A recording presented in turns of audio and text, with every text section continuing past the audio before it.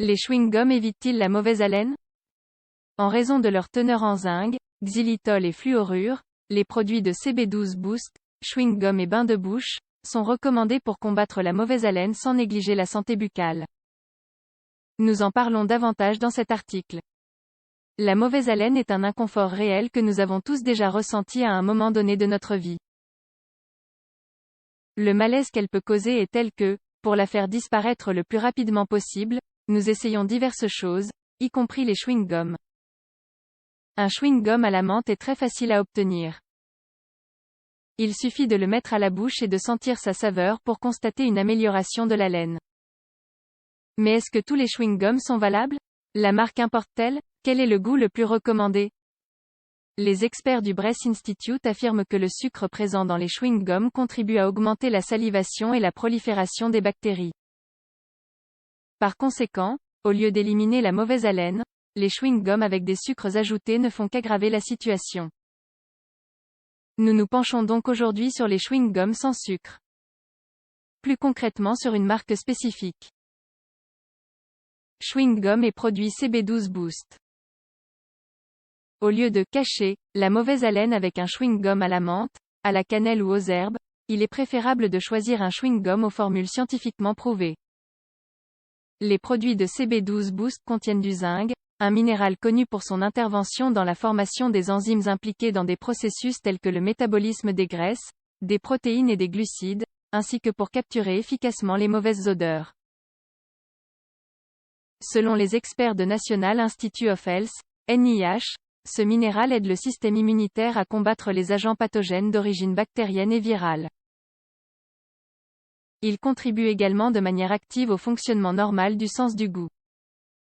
De même, lors d'une étude réalisée par une équipe de l'Université de Murcie, Espagne, avec différents bains de bouche pour le traitement de l'halitose, il a été observé que ceux qui contenaient du chlorure de zinc éliminaient le nombre de composés volatiles responsables de la mauvaise haleine. Leur action était donc antimicrobienne. D'autres recherches menées par le Clinic for Periodontology Amsterdam indiquent que le lactate de zinc est également efficace pour réduire les composés volatiles qui se développent à partir des bactéries dans la bouche qui décomposent les aliments et entraînent une halitose. En plus du zinc, il faut souligner que la formule des chewing-gums et bains de bouche CB12 Boost inclut aussi les éléments suivants. Fluorure, une substance qui contribue à la minéralisation des dents, les rendant ainsi plus fortes. Xylitol, une substance également connue comme le sucre de bouleau, qui inhibe la croissance de la plaque dentaire. Ensemble, ces trois substances combattent non seulement la mauvaise haleine, mais préservent également la santé bucco-dentaire. Même si la menthe peut dissimuler la mauvaise haleine pendant un moment, le sucre ne fait qu'aggraver la situation à long terme. Il est donc préférable de mâcher des chewing-gums sans sucre. Comme, par exemple, le CB12 Boost dont l'action neutralisante est possible grâce à la synergie entre l'acétate de zinc et les ingrédients mentionnés. Les bonnes habitudes sont indispensables. Maintenir des bonnes habitudes d'hygiène buccale est primordial pour éviter ces instants inconfortables dus à une mauvaise haleine ou la présence de caries. Tous les jours, nous devons essayer de suivre les mesures suivantes. Maintenir une alimentation équilibrée. Dans la mesure du possible, éviter la consommation de boissons et d'aliments acides ou riches en sucre, comme le café, les sucreries et les boissons gazeuses. Boire suffisamment d'eau.